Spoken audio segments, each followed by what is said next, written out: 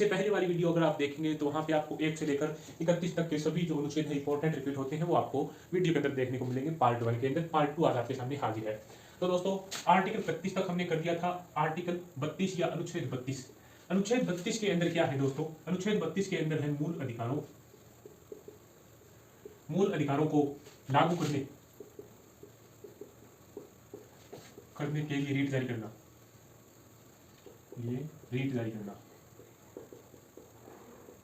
और क्या है दोस्तों? संवैधानिक उपचारों का अधिकार भी अनुच्छेद 32 में ही आता है। संवैधानिक उपचारों का अधिकार।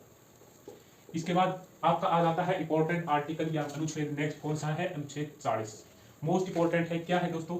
ग्राम पंचायत या ग्राम पंचायतों का संगठन दोस्तों इसके अंदर आता है। कौन से अनुच्छेद के अंदर? अनुच्छेद 40 के अंदर।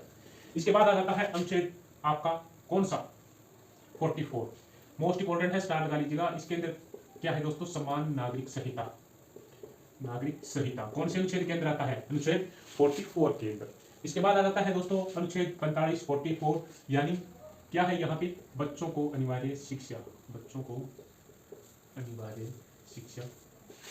14 साल से कम उम्र के बच्चों को, या आप कह सकते हैं सभी बच्चों को अनिवार्य शिक्षा। अनुच्छेद 48 के अंदर क्या है दोस्तों? अनुच्छेद 48 के अंदर आपका आ जाता है क्या? कृषि व पशुपालन आपका संगठन। कौन से अनुच्छेद के अंदर आ जाता है? जो आपका अनुच्छेद है वो 48 48 के अंदर। इसके बाद आ जाता है दोस्तों 48 ए या कै, जिसके अंदर क्या आ जाता है दोस्तों? पर्यावरण संरक्षण। ये आ जाता है आपका अनुच्छेद 48 ए के। नेक्स्ट आ जाता है दोस्तों अनुच्छेद 49। क्या है इसके अंदर दोस्तों? सरकारी जो स्मारकों व संस्थानों का संरक्षण। कौन से अनुच्छेद के अंदर आ जाता है? 49 के अंदर। नेक्स्ट है दोस्तों अनुच्छेद 50। क्या है दोस्तों? न्यायपालिका कार्यपालिका से पृथक है दोस्तों, यानी अलग है। कार्यपालिका किसी भी तरीके से न्यायपालिका को प्रभावित नहीं कर सकती। ये एक अलग इकाई है, आप कह सकते हैं। जैसे विधायिका होती है, कार्यपालिका होती है और न्यायपालिका होती है।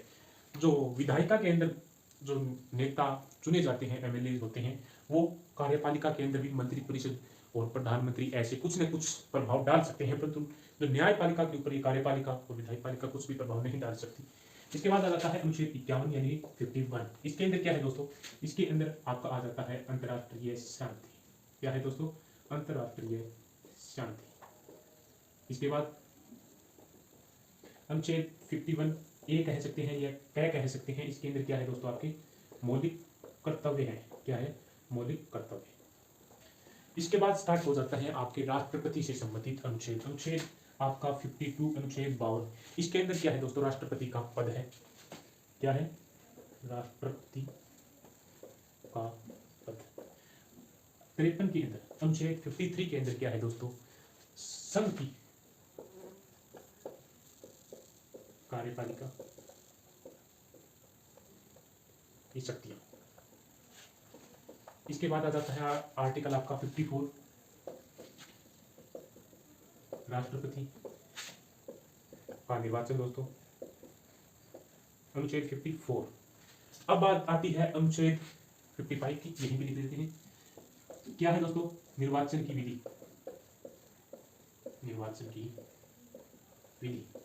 कौन से अनुच्छेद के अंदर आती है? राष्ट्रपति के निर्वाचन की विधि है वो अनुच्छेद 55 यानी 55 के अंदर आती है। याद रखिएगा, मोस्ट इंपॉर्टेंट है। इसके बाद चलते हैं नेक्स्ट है आर्टिकल 56 मोस्ट इंपॉर्टेंट है ये भी। इसके अंदर क्या है दोस्तों? इसके अंदर आती है राष्ट्रपति के पद की अवधि या कार्यकाल। मोस्ट इंपॉर्टेंट है, याद रखिएगा। 57 के अंदर है पुनर्निर्वाचन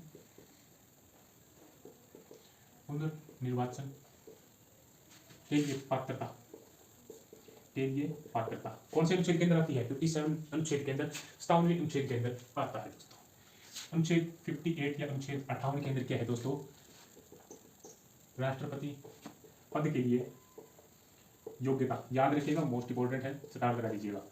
इसके बाद आपका अनुच्छेद आ जाता है अनुच्छेद 59। इसके अंदर क्या है दोस्तों, इसके अंदर है राष्ट्रपति पद की शर्तें, याद रखिएगा, मोस्ट इंपॉर्टेंट है ये भी। अब आ जाता है जो एग्जाम के अंदर क्वेश्चन बार बार पूछा जाता है, छपता है यहाँ से, अनुच्छेद 60, जिसके अंदर क्या है दोस्तों, राष्ट्रपति की शपथ है दोस्तों। इसके बाद आ जाता है अनुच्छेद 61, राष्ट्रपति पर महाभियोग, ये अनुच्छेद 61 के अंदर आ जाता है। इन दोनों के सकार लगा लीजिए, एग्जाम में यहाँ से जरूर पूछे जाते हैं, जब भी राष्ट्रपति से संबंधित अनुच्छेद क्वेश्चन में पूछेंगे तो ये वाले जरूर आएंगे।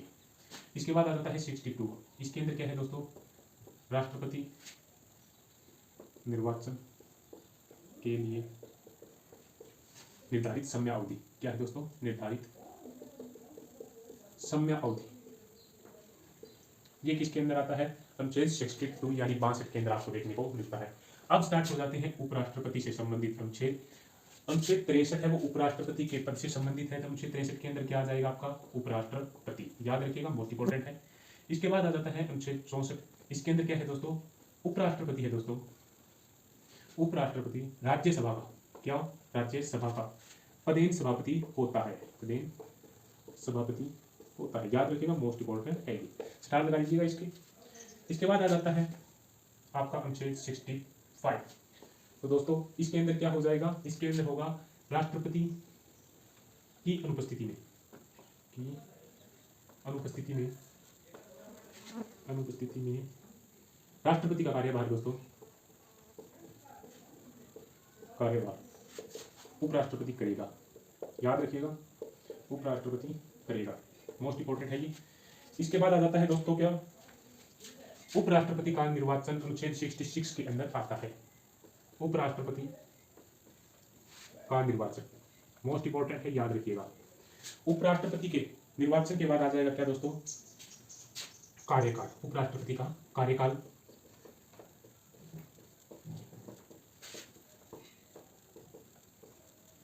इसके बाद उपराष्ट्रपति की सेवा शर्तें आ जाएगी दोस्तों, सेवा शर्तें 67 जो या 67वां अनुच्छेद है, ये मोस्ट इंपॉर्टेंट है। इसके बाद आ जाती है उपराष्ट्रपति की सेवा शर्तें, मोस्ट इंपॉर्टेंट है, याद रखिएगा। अनुच्छेद 69 के अंदर क्या हो जाएगा दोस्तों, उपराष्ट्रपति को शपथ,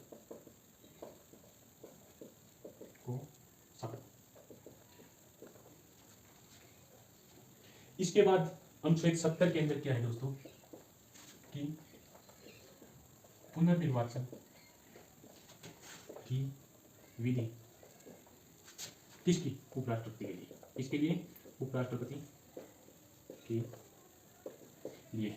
तो दोस्तों ये कुछ इंपॉर्टेंट आपके अनुच्छेद थे। ऐसी ही वीडियो देखने के लिए चैनल को सब्सक्राइब कीजिएगा, और ये वाले अनुच्छेद हैं, पार्ट अगर आपने जो फर्स्ट पार्ट देखा है वो, और पार्ट जो सेकंड है वीडियो, ये दोनों के नोट्स बनाए हैं, तो यहाँ से आपको अनुच्छेद जरूर देखने को मिलेंगे। क्वेश्चन आपको यहाँ पे जो एसएससी के एग्जाम होते हैं वहाँ पे आपको यहाँ से भर भर क्वेश्चन मिलेंगे दोस्तों। तो वीडियो को देखने के लिए धन्यवाद, जय हिंद जय भारत। चैनल को सब्सक्राइब कीजिएगा, वीडियो को लाइक शेयर जरूर कीजिएगा।